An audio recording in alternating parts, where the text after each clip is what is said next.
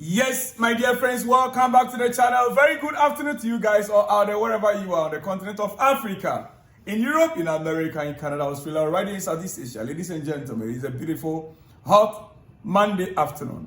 The weather is so hot. But wherever you are, this is Salon's blog and you are highly welcome. We are still digesting our issue. Chelsea, Brentford, it ended 0-0. What happened? What was the situation? How did Chelsea came up with a draw at Brentford? Most of us were expecting that Chelsea would come out. Looking at the situation right now, 8 games more to go to the end of the season, fighting for top 4. Listen, it's not just about Champions League. If it's about Champions League, then Chelsea can just play to the 5th position. But it's not just about Champions League. For me, it is about being in the top 4. There is a difference between being in the top 4 and playing the Champions League, which right now in this season, the 5th position team still qualifies for Champions League next season. What I want from my club is to be in the top 4. It is about being in the top 4. It is not about being just in the Champions League. Because right now, next season, 5th position team in the Premier League qualifies for top 4, dear friends. All right. Maresca says something. You know, we've been trying to analyze how come that Maresca started the game without key players. Though we are working for top 4, why did Maresca start the game without key players like Nicola Jackson, Cole Palmer, and Pedro Neto? Why? Against Tottenham, he started a game without Reece James. We made inquiry, we spoke about it, and we realized that he tried to manage Reece James' situation. Now, it got to Cole Palmer and Jackson, even with Pedro Neto, and most of us, we were like, no, this lineup, there's a problem. From the onset, even when I came on this channel with my live preview, I was worried. And many of you in your comments, you said very clearly, why would we go into the game like this without Cole Palmer and his feet, Jackson and his feet, Pedro Neto and his feet, and Michael Krella as well? At the end of the day, as expected, Chelsea did not get the victory. Well, after the game, this is what Maresca himself had to say about the game. This is what he said. Enzo Maresca, he said, we planned the game this way to start in one way and finish in a different way. We thought after 45 minutes, 1 hour, we were getting better and they were getting tired. We expected to improve in the second half. The strategy failed. He thought after the first half, getting into the 60th minute, 65th minute, Brentford will be tired. And then when he brings in Jackson and Cole Palmer and Pedro Neto, there will be a re-energized Chelsea side that can win the game. But Brentford was resilient. As a matter of fact, getting to the closing stages of the game, they seems to be putting much more pressure on Chelsea than Chelsea on them. In exception of few occasions where Chelsea, in fact, they limited Chelsea in the counter. They limited us in a counter attack. More so when we had Christopher Nkunku in the game. We couldn't play the counter that we intended to play. I saw one of the videos when I was reviewing the game where Christopher Nkunku had the ball. He released the ball to Noni Madueke. In fact, he did not release the ball to Noni Madueke even. Madueke was pressing Brentford to get the ball back. He got the ball. At the end of the day, he was blocked. But instead of Christopher Nkunku, after releasing the ball to follow up, he stopped. For a few seconds, he stopped. He didn't follow up with the same pace. And so even when Madueke lost the ball, there was a gap between the ball and the Brentford player. If Christopher Nkunku was following up with the same pace and did not stop, he would have gotten that ball. That could have easily resulted in a goal. But he did not. So Brentford succeeded in blocking all our counter attacks. We couldn't have any way to play counter. Yet our game plan was to soak the pressure from them and counter them. For the coach to say this, that clearly tells you that our strategy did not work out. It didn't work out. We had no choice than to settle with a draw. And that is why it seems like he's happy not to have lost the game. And yet, we did not win. Speaking about Christopher Nkunku, this is what Maresca has to say about him. He said, Nkunku, I don't think it's a lack of effort. I see him every day and he's working well. Sometimes he wants to do more in the game and struggles a bit. But I don't think it's a lack of effort. Dear friend, let me now take you straight away to when Nkunku and Jadon Sancho. Sancho's first game when he came to Chelsea. Yes. Jadon Sancho's first game when he came to Chelsea. Something happened. Something happened. His first game, he came in as a substitute against Bournemouth away. And in that game, he played alongside who? Christopher Nkunku. Jadon Sancho, his first game with Chelsea, he came in as a substitute and he played alongside Christopher Nkunku. And he came on as a second half substitute and won the man of the match in that game against Bournemouth, away game. Look, in that debut, only 45 minutes of football that Sancho played. He came out after the game as the man of the match. And he set up Christopher Nkunku for the winner. Jadon Sancho set up Christopher Nkunku for the winner in his first game for Chelsea as a second half substitute. And he won the man of the match in that game against Bournemouth. Now, in yesterday's game, both players started together. What a decline in both players. For me, Sancho is still not a bad, still not perform badly. He might not be able to cut in as we expected and to shoot and to score.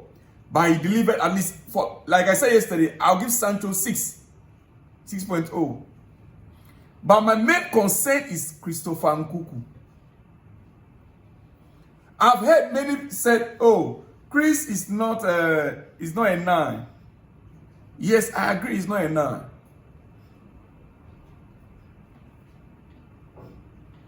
He is who? What?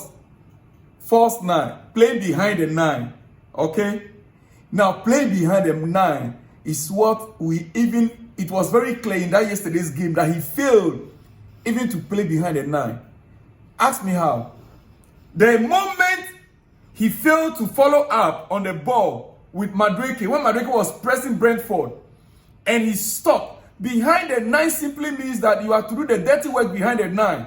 If the 9 failed to get a ball, or the ball is being taken away from him, the next line is you. That is clearly his job.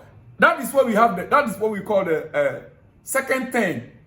You are more like you are playing the Martin rule or second 10 rule. But the guy just cannot run. It seems to me Christopher Nkunku, in his mind, he's already away from Chelsea. The guy has already hung off his boots for Chelsea.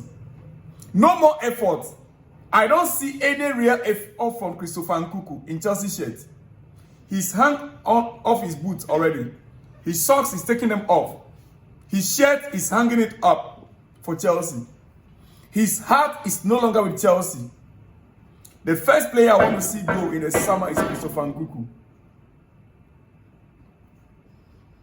The first player that I want to see go is a player I actually love.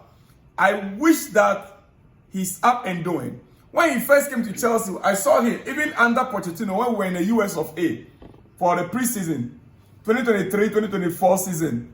When we were in US of A for the preseason. I saw this guy and I'm like, wow, we've acquired a good player. Playing the preseason. Alongside, yes, I think Jackson was then there. Yeah.